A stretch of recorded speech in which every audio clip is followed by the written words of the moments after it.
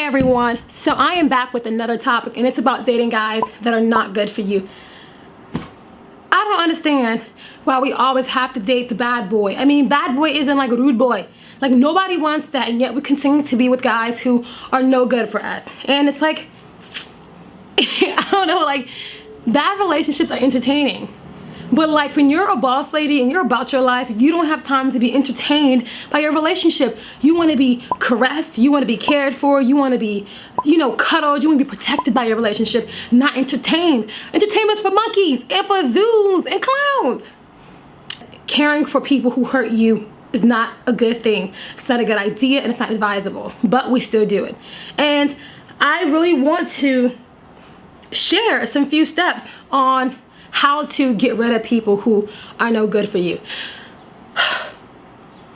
First step, please find new examples of what a good relationship is, what a good person is, and what it means to be desired. I think that we have bad relationships and bad examples of relationships. Hold on. Oh no. I'm too old to be trying to sit on my knees and crap like that. All right. Can I do this? Is this okay, you guys?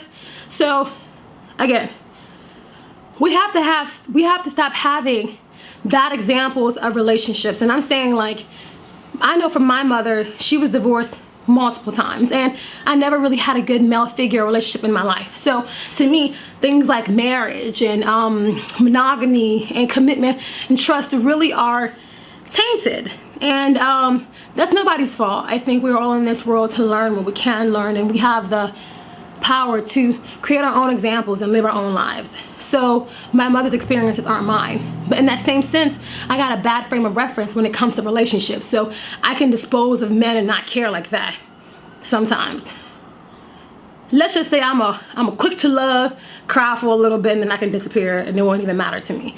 But people aren't disposable like that, and you can't live your life thinking that you don't need anybody. It's not a good way to be. I recognize that. But again, the first thing is to have better ideas of what a relationship is and what it means to be in a good relationship. And two, you got to know who you are as a woman. Know yourself. So many people out here are trying to pretend like they know who they are. They know. Hold on. You gotta close the door.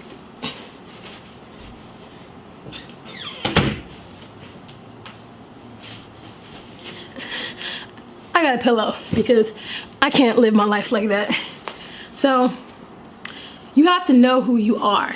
And you can't be with somebody if you don't know who you are. I mean, yes, we're all going to change, and we're all going to be somebody new, and we're all going to experience things that make us evolve. But the basic, the foundation, your threshold, you have to know who you are.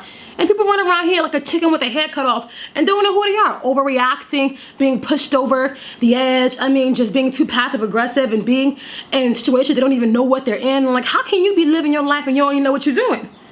You'd be like, can you account for the last 5 years? Sound like Oprah.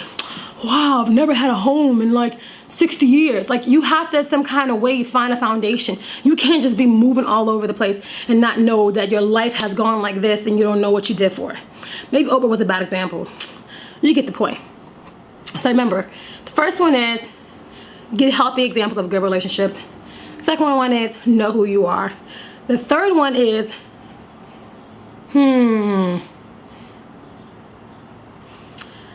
stop looking at television and thinking that what they got, you got.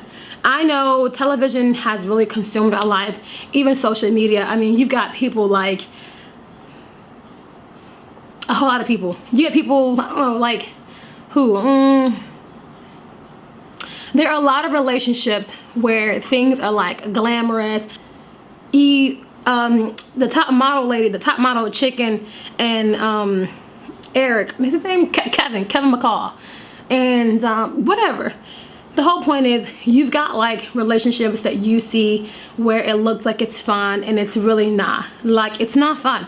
And you shouldn't be misled in thinking that the basic relationship that you were taught back in the day, where it was simple, that's not a good idea or a good version of a relationship to have. But yes, the olden days, the old school way is really nice, you know. And I would say that the fourth thing is to be realistic. Now, I already know what kind of man I want to marry.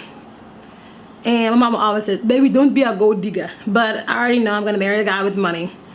I am going to marry a guy with a good family. Like, his mom and dad are very important to me. I am going to marry a guy with Jesus first. Because I can't be trying to argue with you about, you know what I'm saying, pray. I say pray, I'm going to need you to pray. And somebody who, you know, has good values and morals and stuff. But I don't intend to not support my own or have my own, but I definitely ain't gonna provide for nobody. I'm gonna be provided for, because his money is my money is my money. Got it. But no, I really know what I want in a man, but I think you have to be realistic. And I know I might not get the guy with the best body or get the most handsome guy. I mean, my mom always said, get the one a little bit cute, just a little bit. You know, you don't want the one that like all the girls are going to be fighting for and then he brings you AIDS home, you know. But I don't know. I think that we just have to really shape ourselves to find exactly what we need and to be okay with not having perfection. That's not important. And you have to be okay with not having someone who's going to constantly stress you out. Relationships are here to make you better, not worse. So don't think that you got to continuously work at it. If you're not married, and if you got married and didn't know what you were getting into, seek some counseling and do what you can, but don't continue to feel like you're stuck there, because you're not.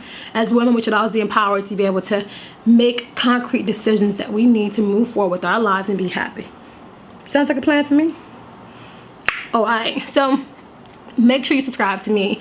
Find me on Instagram at iQueenCharity, Twitter at Charity Kashange, and subscribe to my channel. I look forward to talking to you guys about more topics and seeing where they go. Love you guys always.